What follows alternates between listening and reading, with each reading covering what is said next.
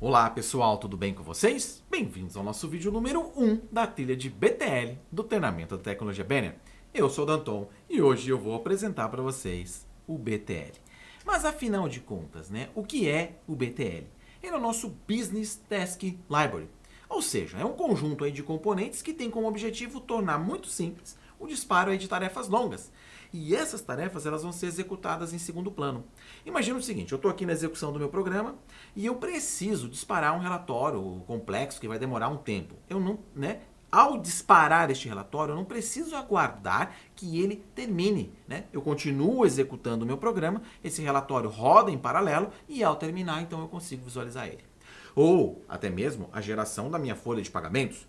Vamos lá, imaginamos que eu tenho lá, jogo a rotina para rodar as minhas folhas de pagamento, a rotina roda em paralelo e eu continuo executando meu programa. Ao término da geração da minha folha de pagamento, eu sou notificado e aí eu posso então lá verificar o resultado final.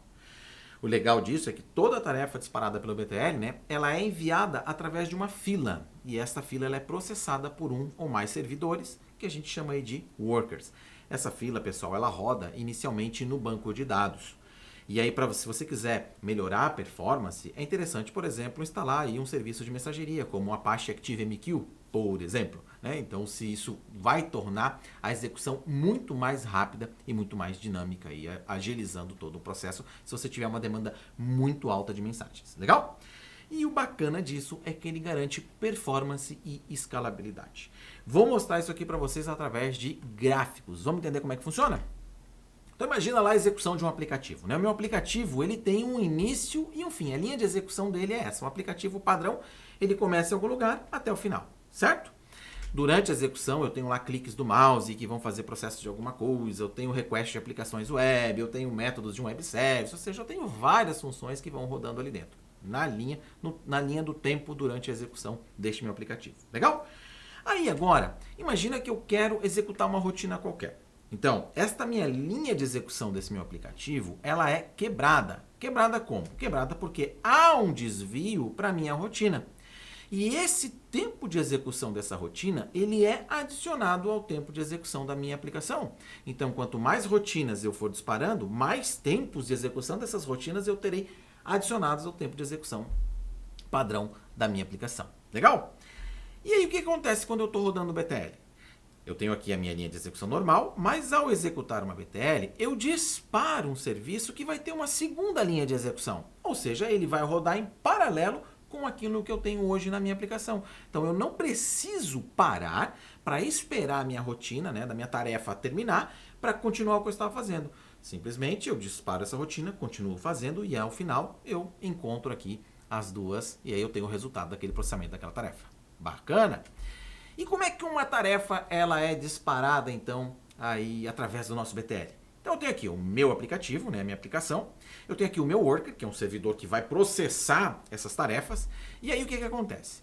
A minha aplicação, em determinado momento, ela dispara uma tarefa. E esse disparo é feito através das nossas APIs da BTL. Inclusive, eu vou deixar aqui embaixo, na descrição desse vídeo, um link lá para a Wiki da Banner, onde a gente vocês podem ver muito mais sobre esses comandos de API da BTL. Mas a gente vai também, na sequência destes vídeos, fazer aí um disparo de uma rotina bem legal, rodando em paralelo também. Legal? Então vai lá, eu faço o disparo dessa minha tarefa, e aí o que vai acontecer? Essa minha tarefa, ela gera uma mensagem que vai para uma fila de mensagens, e esse worker ele fica então escutando essa fila de mensagens. Ao detectar que existe uma mensagem nova, ele pega essa mensagem, processa ela, lembrando que essa mensagem ela leva todas as informações pertinentes à execução daquela tarefa que eu preciso. Então esse worker ele dispara essa tarefa que começa a executar então paralelamente lá no meu worker. Enquanto isso eu sigo executando a minha aplicação. Quando isso aqui terminar, há uma notificação para cá e tudo segue normalmente. Legal? Como é que o BTL faz esse controle? Imagina aqui que eu tenho uma aplicação, 2, 3, 4, 5, 10 mil aplicações. Não importa. Cada vez que a gente faz uma requisição, uma solicitação de uma instância de BTL, lá de uma tarefa, eu gero uma mensagem e essa mensagem é colocada nas minhas filas. E eu tenho lá então o meu worker que vai fazendo o quê? Ao ouvir aquela fila, ele vai consumindo essas mensagens que estão nessa fila. Legal? Só que isso, né? Vocês vejam bem aqui que dependendo se o meu número de aplicações crescer, o meu número de requisições crescer, o meu número de workers também deveria crescer para fazer esse escalonamento, né? Essa escalabilidade. Então é isso que o nosso BTL também propõe. Ele facilita essa escalabilidade. Então imagina que eu tenho uma fila de mensagens e se eu tiver apenas um worker, o que vai acontecer? Esse worker consome uma mensagem e a fila anda.